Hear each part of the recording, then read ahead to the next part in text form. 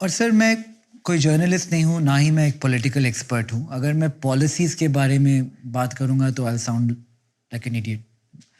इसके लिए शायद बहुत सारे मोर एक्सपीरियंस लोग हैं। But if I go back to failure, क्या आप और दे सकते हैं? और उनसे आपने क्या सीखा फ्रॉम फेलियर्स? बचपन में भी हो सकता है, सीएम के टाइम में, पिछले 10 साल में। वैसे मुझे सेटबैक तो बहुत आए हैं। अब जैसे मैं छोटा था, शायद प्राइमरी स्कूल में पढ़ता था, मुझे एग्जैक्ट याद नहीं है अभी। और हमारे राज्य में शायद कोई सैनिक स्कूल शुरू हुआ। अब मुझे अखबार पढ़ने की आदत थी, तो अखबार पढ़ना मतलब एडवर्टाइजमेंट भी पढ़ता था, कोई चाहता बस पढ़ना मतलब पढ़ना। तो मेरे गांव में लाइब्रेरी थी, लाइब्रेरी में चला जाता था। तो मैंने ये सैनिक स्कूल का पढ़ा। तो फिर शायद उस समय 1 रुपया का मनी ऑर्डर करके वो सारा मंगवाया मैंने। अब वो सब अंग्रेजी में इतना बड़ा आया, अब हमें कुछ आता नहीं था। तो मेरे यहाँ एक रासबिहारी मणियार करके हाई स्कूल के प्रिंसिपल थे, लेकिन मेरे घर से कोई 300-400 मीटर दूरी पर रहते थे। तो जाते आते उनका घर देखते थे, और हम उस बचपन में तो बहुत बड़े लगते थे हमें। तो एक दिन मैं उनके घर पहुंच गया। मैंने कहा मुझे समझ नहीं आता है, अगर कोई मुझे समझाए तो। अब वो बड़े दयालु थे। तो कहा तुम चिंता मत कर बेटा, मैं तुम्हारी चिंता करूंगा। तो उन्होंने सारा देखा और मुझे कहा देखिए ये स्कूल है, सैनिक स्कूल है, ऐसा उसका एक इंटरव्यू होता है, एग्जाम होता है, पास होता है वगैरह, जाते हैं। बाद में मैंने मेरे पिताजी को कहा, तो मेरे पिताजी ने कहा नहीं नहीं, हाँ हमारे पास पैसे वैसे नहीं है, कहीं जाना वाना नहीं है, अपने गांव में ही रहो। अब वो मेरे मन में पता नहीं, एक सैनिक स्कूल एक बहुत बड़ी चीज होती है देश के लिए, नहीं कर पाया। तो मुझे लगता है कि शायद वो पहला ही मेरे मन में एक सेटबैक आया कि मैं ये भी नहीं कर सकता हूँ। यानी जीवन में मैं से एक एक चीज देखूं। मुझे याद है, मेरे मन में इच्छा थी एक साधु जीवन जीने की इच्छा बड़ी, लेकिन मैं नहीं कर पाया। और मेरा पहला प्रयास तो था कि मैं रामकृष्ण मिशन में अपने आप को जोड़ूं। स्वामी आत्मस्थानंद जी ने जो 100 साल उनके जीवन रहा, अभी स्वर्गवास हुआ, उन्होंने मेरे लिए बहुत कुछ कहा है, स्वामी आत्मस्थानंद जी ने, क्योंकि मैं उनके पास रहा। लेकिन रामकृष्ण मिशन के कुछ नियम थे, मैं उस क्वालिफिकेशन में बैठता नहीं था, तो मैं वहाँ फिट नहीं हुआ, तो मुझे मना कर दिया गया। लेकिन मैं निराश नहीं हुआ।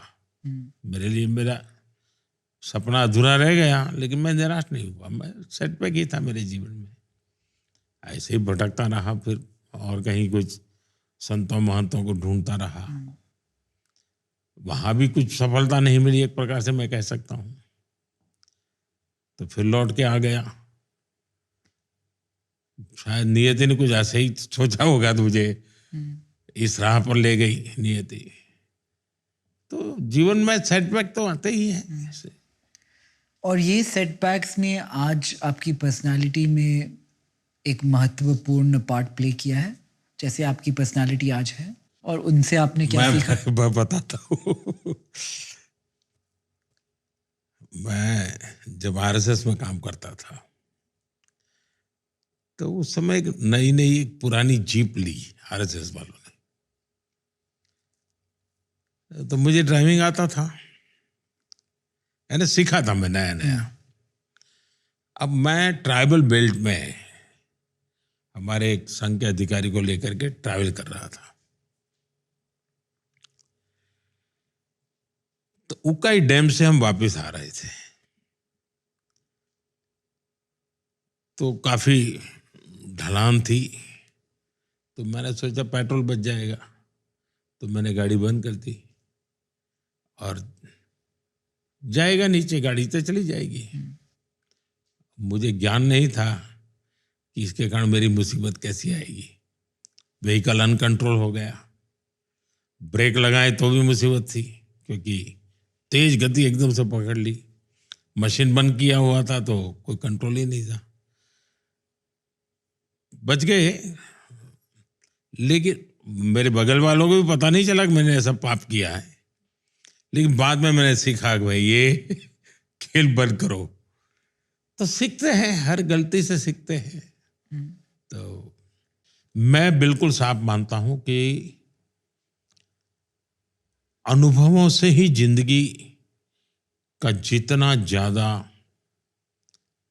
संवरना होता है वो अनुभव से होता है जी।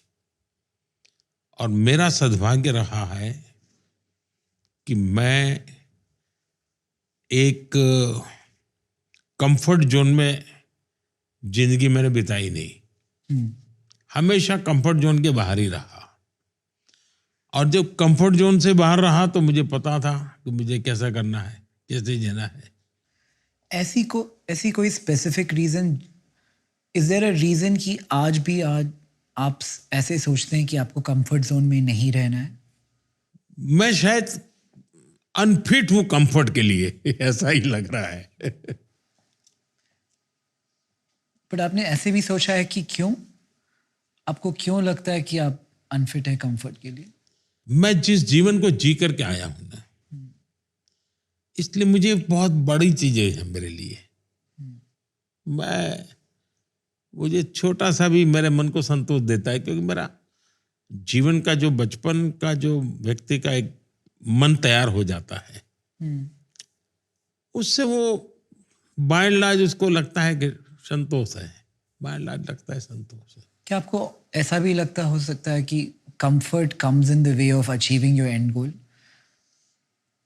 ज्यादातर तो मैं मानता हूं कि जीवन में कई लोग विफल इसलिए होते हैं कि वो कंफर्ट जोन के आदी हो जाते हैं। जो लोग कंफर्ट जोन से, इवन एक बड़ा उद्योगपति भी अगर रिस्क नहीं लेता है, कंफर्ट जोन से बाहर नहीं आता है, उसके कंफर्ट जोन के लेवल अलग होंगे, तो काल क्रम पे वो खत्म हो जाएगा जी। उसको बाहर आना ही पड़ेगा। और जो जीवन के किसी भी क्षेत्र में प्रगति करना चाहता है, उसने कंफर्ट जोन का आदी नहीं बनना चाहिए। रिस्क लेने की उसकी जो मनोभूमिका है हमेशा हमेशा उसका ड्राइविंग फोर्स होती है जी। और ये एंटरप्रेन्योरशिप में भी सेम थिंग है, जो ज़्यादा रिस्क ले सके ही डज बेटर। क्या सर आपकी लाइफ में आपकी रिस्क टेकिंग एबिलिटी टाइम के साथ बढ़ रही है? मुझे लगता है मेरी जो रिस्क टेकिंग कैपेसिटी है उसका अभी फुल यूटिलाइजेशन हुआ ही नहीं है, बहुत कम हुआ है। मेरी बहुत रिस्क टेकिंग कैपेसिटी शायद अनेक गुना ज्यादा होगी। इसका कारण है कि मुझे परवाह ही नहीं है, मैंने अपने विषय में कभी सोचा ही नहीं है जी। और जो खुद के लिए नहीं सोचता है उसके पास रिस्क टेकिंग कैपेसिटी का कोई यानी बेहिसाब होती है। मेरा केस ऐसा है। अगर आप आज के दिन आज मैं ये नहीं हूं, कल ये नहीं रहूंगा तो मेरा क्या होगा, कोई लेना देना ही नहीं मेरा तो। अगर आज आपके दिन में किसी चीज के बारे में नहीं सोचे, zero fear, not afraid of anything, और एक ऐसा डिसीजन लें जो आप अदरवाइज नहीं ले रहे हैं because of structure, construct, government, all of that, वो एक चीज क्या होती? कि शायद मेरी और विधाएं समाप्त तो हो चुकी है, वन लाइफ वन मिशन जैसा हो गया है, इसलिए शायद मुझे। लेकिन एक चीज मैं पहले करता था जो कभी कभी मेरा मन अभी भी करता है।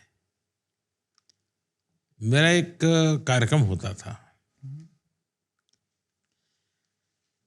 और मैंने उसको नाम दिया था, मैं मुझको मिलने जाता हूं। मैं मुझको मिलने जाता हूं, यानी कभी कभी हम खुद को ही नहीं मिलते, दुनिया को तो मिलते हैं, खुद को मिलने के लिए समय ही नहीं है। तो मैं क्या करता था, साल में कोई समय निकाल के 3-4 दिन मेरी जितना जरूरत है उतना सारा लेकर के चल पड़ता था और उस जगह पे जाके रहता था जहाँ कोई मनुष्य ना हो, कहीं पानी की सुविधा मिल जाए, बस ऐसी जगह में ढूंढता था, जंगलों में कहीं। उस समय तो ये मोबाइल फोन वगैरह तो कुछ था ही नहीं, अखबार वखबार कुछ सवाल नहीं उठता था। तो वो जीवन का मेरा एक अलग आनंद होता था, वो मैं कभी कभी मिस करता हूँ। और उस दौरान आपने कुछ सीखा अपने बारे में कि जब आप अपने साथ थे, अकेले में, फिलॉसफी में जैसे कि बहुत लोग कहते हैं कि the most important interesting question in life is why am I how I am. क्या आपने कुछ सीखा अपने बारे में इन दैट टाइम कि आप ऐसे क्यों हैं? अपने आप में खो जाना, बस यही एक बात है। एक उदाहरण बताता हूँ इससे क्या हुआ। शायद 80s का कालखंड होगा। मैंने तय किया कि मैं रेगिस्तान में रहूंगा, तो मैं चल पड़ा। लेकिन रेगिस्तान में मैं भटकता ही गया, लेकिन एक दिया दिखता था, लेकिन मैं पहुंच ही नहीं पाता था। तो कोई मुझे एक कैमल वाला मिल गया। बोले, भाई तुम क्या कर रहे हो यहाँ पर? मैंने कहा, भाई मैं रेगिस्तान में अंदर जाना चाहता हूँ। उसने कहा, ऐसा करो, अभी मेरे साथ चलो, वो जो सामने लाइट दिखती है वो एक आखिरी गांव है, मैं तुम्हें वहां तक छोड़ देता हूँ, रात को वहां रुक जाना और सुबह फिर कोई वहां से तुम्हें मिल जाए तो मुझे ले गया। कोई गुलबेग करके मुस्लिम सज्जन थे, उनके यहाँ ले गया। अब वो छोटा सा गांव धोरड़ो, जो पाकिस्तान की सीमा पर भारत का आखिरी गांव है, होता है 20-25 घर और सभी मुस्लिम परिवार। तो आतिथ्य सत्कार तो हमारे देश में है ही है। उनका, भाई बच्चे तुम आओ भाई। मैंने कहा, नहीं मुझे तो जाना है। तो बोले, नहीं जा सकते रेगिस्तान में अभी, तो तुम्हें अंदाज है माइनस टेम्परेचर होगा, तुम कैसे रहोगे वहां? अभी रात को यहाँ सो जाओ, तुम्हें सुबह दिखाएंगे। खैर रात को मैं उनके यहाँ रुका, उन्होंने खाना वाना खिलाया। मैंने कहा, भाई मुझे तो अकेले रहना है, कोई चाहिए नहीं मुझे। बोले, तुम अकेले रह ही नहीं सकते, तुम यहाँ एक हमारा छोटा सा झोपड़ी है, तुम वहां रहो और उस दिन में चले जाना तुम रण में, रात को वापिस आ जाना। मैं गया, वो वाइट रण था और कल्पना बाहर का। वो एक दृश्य ने मेरे मन को इतना छू लिया। जो चीजें मैंने मेरे हिमालयन लाइफ में अनुभव की थी, बर्फ की चट्टानों के बीच में जिंदगी गुजारना, यहां मैं वही दृश्य अनुभव कर रहा था और मुझे एक स्पिरिचुअल फीलिंग आता था। लेकिन वो जो दृश्य मेरे मन में था, जब मैं मुख्यमंत्री बना तो मैंने वहां एक रणोत्सव बड़ा इवेंट बना दिया और आज वो टूरिज्म का बहुत बड़ा डेस्टिनेशन बन गया है और अभी ग्लोबली बेस्ट टूरिस्ट विलेज का उसको दुनिया में नंबर 1 इनाम मिला है उसको। अगर सोचिए कि कल आपके ज़िंदगी में एक ऐसा इवेंट हो जिससे आपको सबसे ज़्यादा खुशी मिले, तो पहला कॉल आपका किसको जाएगा? ऐसा है कि मैं जब श्रीनगर के लाल चौक में तिरंगा झंडा फहराने गया था और पंजाब में फगवाड़ा के पास हमारी यात्रा पर अटैक हो गया, गोलियां चली, काफी लोग 5 या 6 लोग मारे गए, काफी लोग इंजर्ड हुए।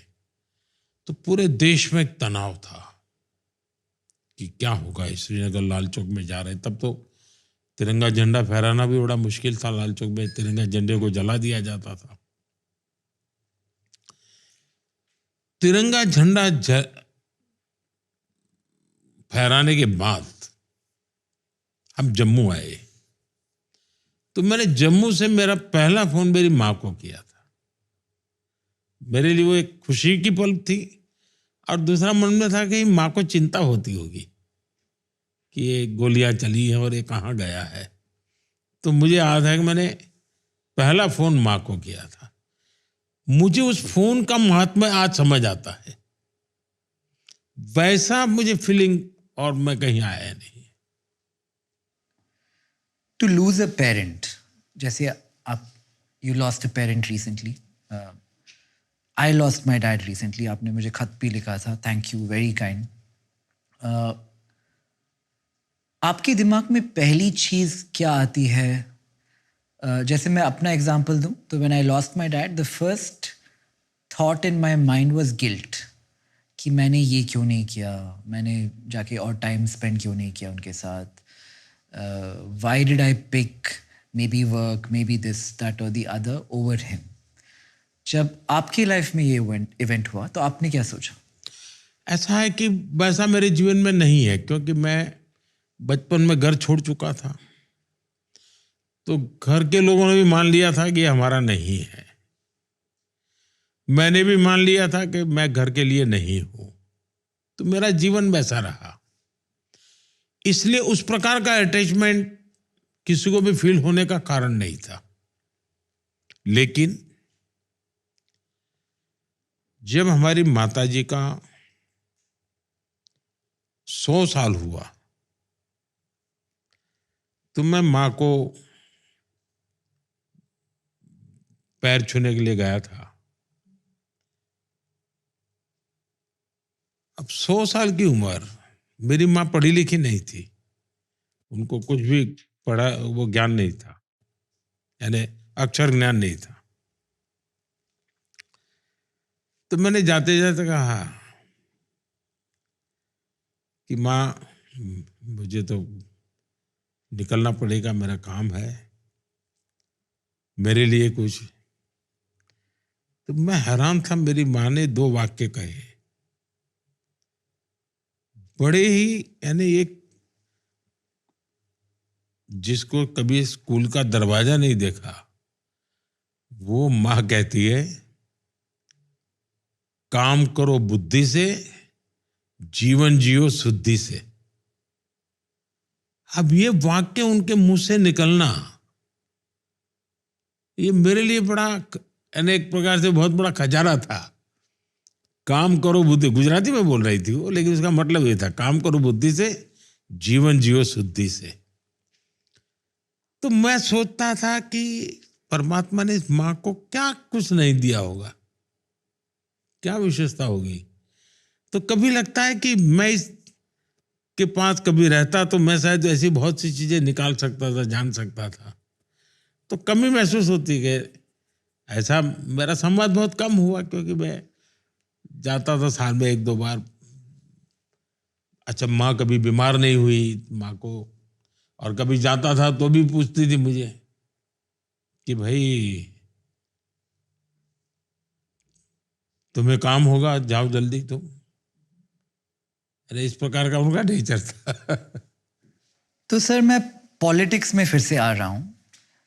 पहले आपने बताया कि पॉलिटिक्स डर्टी नहीं है। हिस्ट्री ने बताया कि पॉलिटिशियंस शायद पॉलिटिक्स को डर्टी बनाते हैं, and this is still the place for idealistic people if they want to change the ecosystem. दूसरा सवाल, पैसे इन पॉलिटिक्स। अगर हम to the youth of the country we say join politics, उनके दिमाग में सेकंड प्रॉब्लम जो आता है कि इसके लिए बहुत पैसे चाहिए और ये हमारे पास नहीं है। इसके बारे में आप कुछ कहना चाहेंगे? मेरे लाइफ में स्टार्टअप इंडस्ट्री में जहाँ पे मैं काम करता हूँ, जब हमें एक आइडिया आता है, हम दोस्तों से, फैमिली से पैसे लेते हैं, इसको हम सीड राउंड कहते हैं। पॉलिटिक्स में ये कैसे होगा? मुझे बचपन की घटना याद है।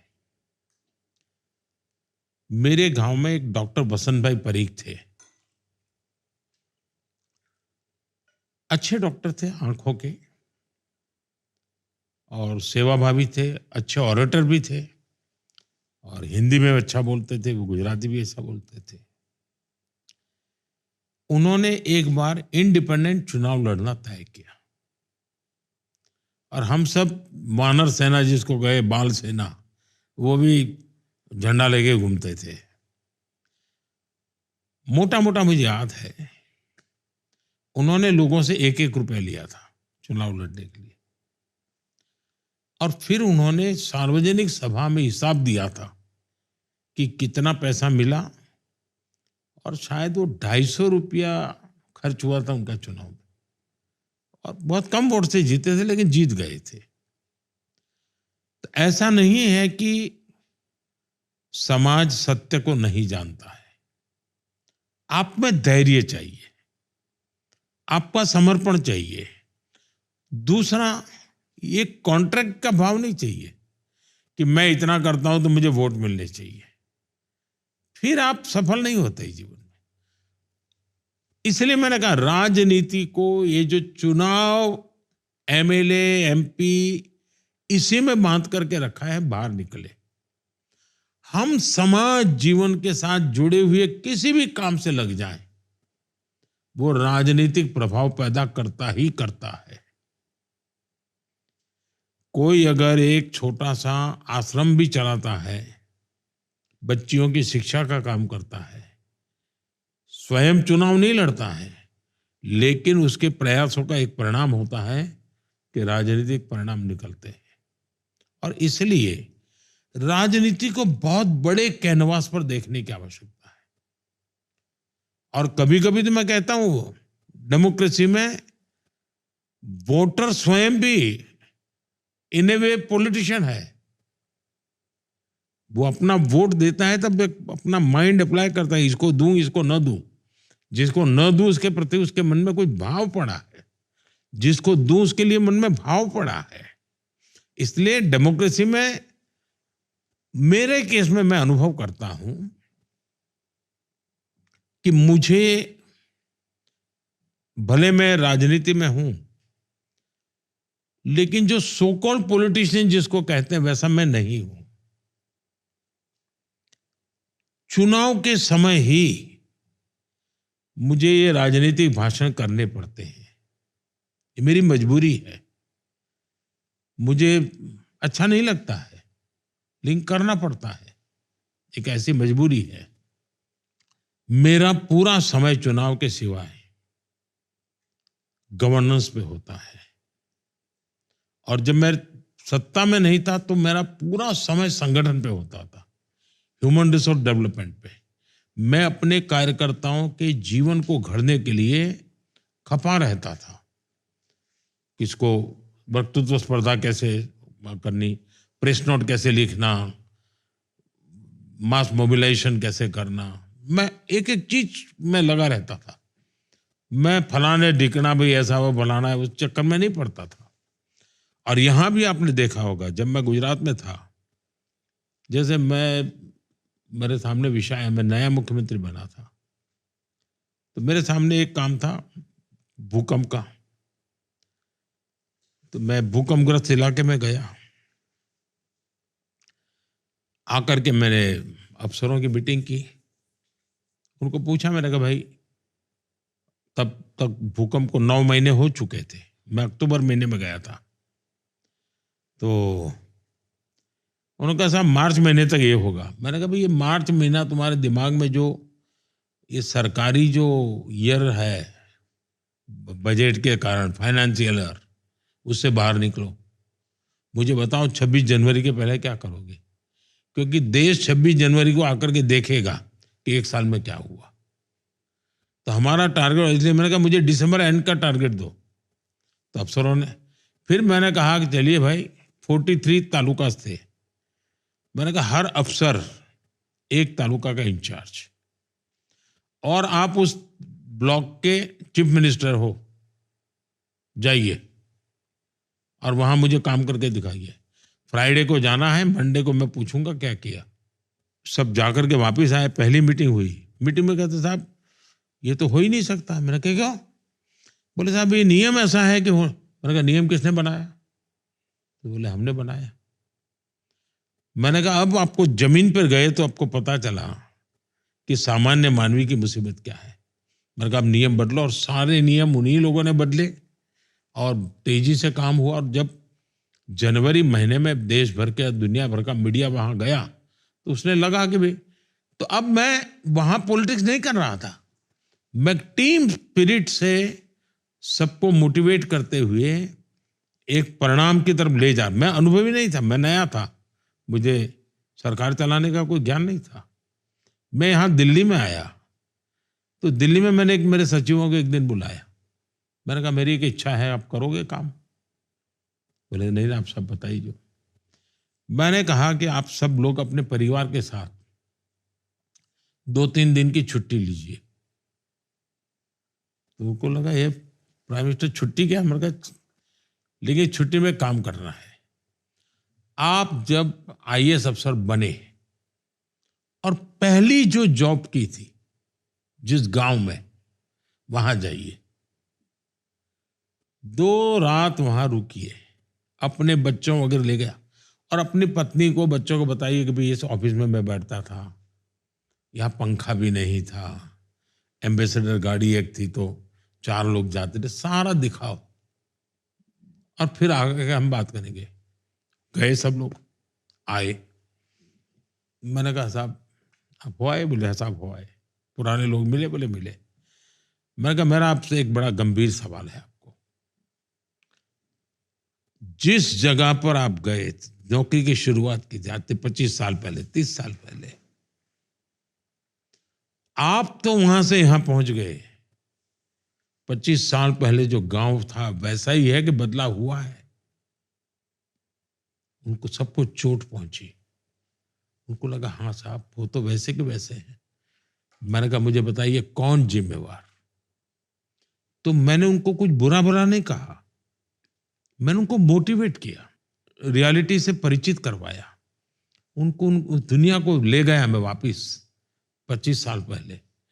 तो मेरा काम करने का तरीका, मुझे कभी किसी को अपशब्द नहीं कहना पड़ता है, किसी को डांटना नहीं पड़ता है, मैं इसे इन तरीकों से काम लेता हूं। और अगर आप ऑर्गेनाइजेशन के बारे में बात करें तो एंटरप्रेन्योरशिप, स्टार्टअप, बिजनेसेस में जब साइकिल अच्छा चल रहा हो तो लोग बहुत सारे लोगों को हायर करते हैं, फिर मार्केट स्लो डाउन हो जाता है या साइकिल बदलता है और उन्हें बहुत लोगों को फायर करना पड़ता है। आपने हमेशा से कहा है मिनिमम गवर्नमेंट मैक्सिमम गवर्नेंस। क्या ये हमारी सरकार, have we been able to achieve this to a certain extent? ये कैसे चल रहा है? आपको सही लगेगा, हमारे यहाँ मिनिमम गवर्नमेंट मैक्सिमम गवर्नेंस का कुछ लोगों ने ना समझी में अपने अपने अर्थ निकाले। कुछ लोगों को लगा कि मंत्रियों की संख्या कम मतलब मिनिमम गवर्नमेंट, कुछ लोगों को लगा कि कर्मचारियों की संख्या मतलब मिनिमम गवर्नमेंट। मेरी ये कल्पना कभी नहीं थी। ऊपर से मैंने तो आकर के स्किल मिनिस्ट्री अलग बनाई, कोऑपरेटिव मिनिस्ट्री अलग बनाई, फिशरीज मिनिस्ट्री अलग बनाई। तो देश में जिन जिन फोकस एरिया होते हैं उसके लिए, जब मैं मिनिमम गवर्नमेंट मैक्सिमम गवर्नेंस कहता हूं, हमारे यहाँ जो प्रोसेस चलती है लंबी, एक क्लियरेंस लेना है तो 6-6 महीने चल रहा है, एक का कोर्ट कचहरी का मामला है तो 100 साल तक पुराने केस अभी लटके पड़े हैं। इसलिए हमने क्या किया, करीब 40,000 कंप्लायंसेस हमने निकाल दिए। वरना ये डिपार्टमेंट आपसे ये चीज मांगेगा, बगल वाला भाई आपसे वही चीज मांगेगा, तीसरा भी वही मांगेगा। भाई एक ने मांग लिया है ना, आप उपयोग करो ना। 40,000 कंप्लायंसेस आप करते, हिंदुस्तान के सामान्य मानवी को कितना बर्डन होता है। मैंने करीब करीब 1500 कानून खत्म किए हैं। मैंने क्रिमिनल चीजों से जोड़ने वाले कानूनों को बदला है। तो मेरी जो मिनिमम गवर्नमेंट मैक्सिमम गवर्नेंस का कल्पना है वो ये है, और मैं आज देख रहा हूं कि ये सब चीजें हो रही है। For more such videos, subscribe to the NewsX YouTube channel, hit the bell icon.